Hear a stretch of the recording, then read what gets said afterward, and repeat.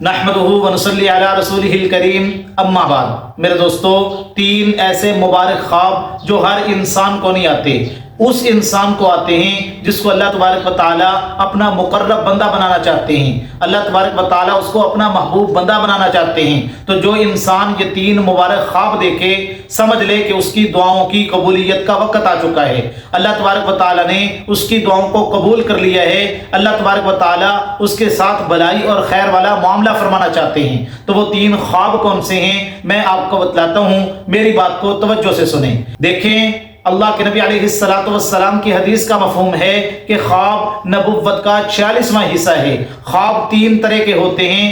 Number 1 وہ خواب جو انسان کے خیالات ہوتے ہیں۔ نمبر 2 شیطان کی طرف سے کچھ خواب انسان کو آتے ہیں جو وسوسے انسان کے دل میں ڈالتے ہیں۔ اور تیسرے قسم کے خواب جو ہوتے ہیں وہ مبشرات ہوتے ہیں۔ اللہ تبارک و تعالیٰ کی طرف سے بندے کو کوئی نہ کوئی خوشخبری دی جاتی ہے خواب میں، یا بندے کو کسی معاملے کے بارے میں آگاہ کیا جاتا ہے، یا بندے کو متنبہ کیا جاتا ہے۔ تو یہ خواب مبشرات ہوتے ہیں میرے دوستو۔ اب کیسے پتہ چلے گا کہ یہ خواب مبشرات میں سے ہیں، اس خواب کی تعبیر ہے یا نہیں ہے؟ تو اس کے بارے میں آپ جب بھی خواب دیکھیں تو ایسے انسان کو بتلائیں جو عالم ہو، جو خواب کے علم کو جاننے والا ہو۔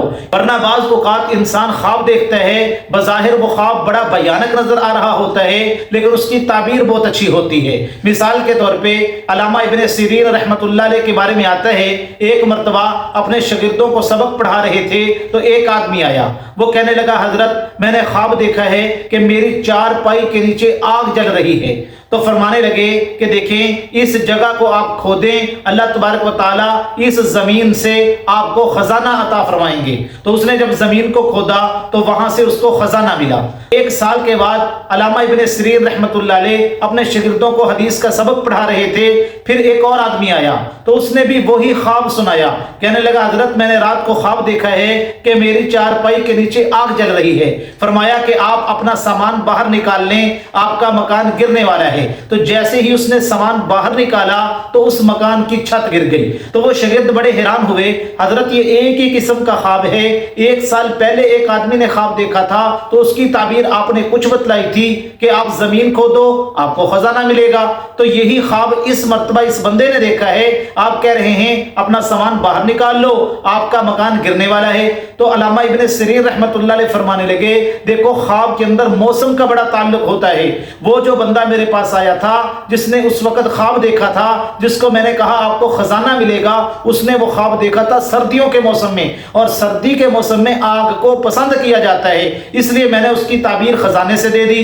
اور جو اس وقت خواب دیکھا ہے اس بندے نے، یہ موسم ہے گرمیوں کا، اور گرمی کے موسم میں آگ کو پسند نہیں کیا جاتا، اس لیے میں نے کہا کہ آپ کو کوئی نقصان پہنچنے والا ہے، آپ کے مکان کی چھت گرنے والی ہے، لہٰذا آپ اپنا سامان باہر نکال لیں۔ تو اس لیے میرے دوستو، خواب کی تعبیر دینے کے اندر بہت سارے معاملات کو دیکھنا پڑتا ہے۔ اسی طرح امام جعفر صادق رحمۃ اللہ علیہ کے پاس ایک آدمی آیا، کہنے لگا، حضرت میں نے خواب دیکھا ہے کہ میں خواب میں اذان دے رہا ہوں۔ تو وہ کہنے لگے، اچھا بندہ بن جا، چوریاں چھوڑ دے۔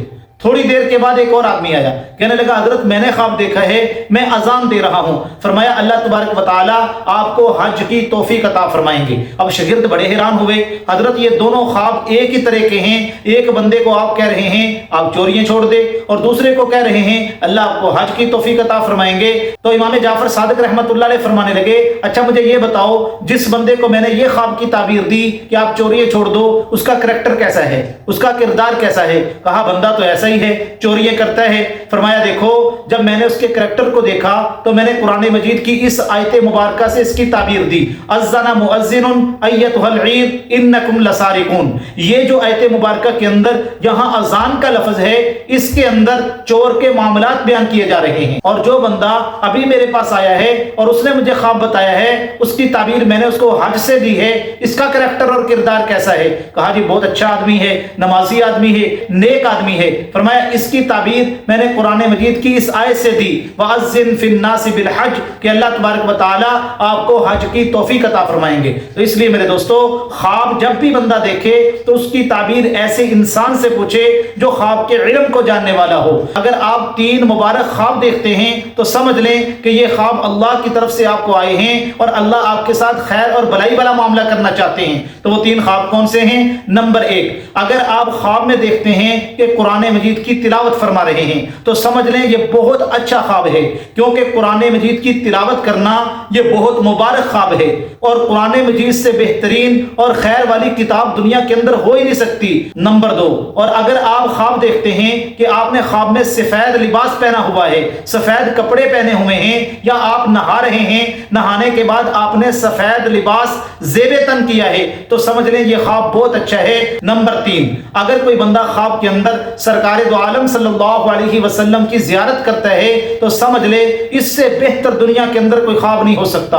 ये बहुत मुबारक ख्वाब है और अल्लाह के नबी अलैहिस्सलाम ने फरमाया, मन रआनी फिल मनाम फ़क़द रआनी, जो बंदा ख्वाब के अंदर मुझे देखे उसने मुझे ही देखा, क्योंकि शैतान मेरी शक्ल नहीं अपना सकता। तो इसलिए मेरे दोस्तों, अगर ये 3 किस्म के ख्वाब आपको आ रहे हैं तो समझ लें अल्लाह तबारक व तआला ने आपको अपना महबूब बंदा बना लिया है। अल्लाह तबारक व तआला अपने मुकर्रब तरीन बंदों की लिस्ट में आपको शामिल फरमा रहे हैं।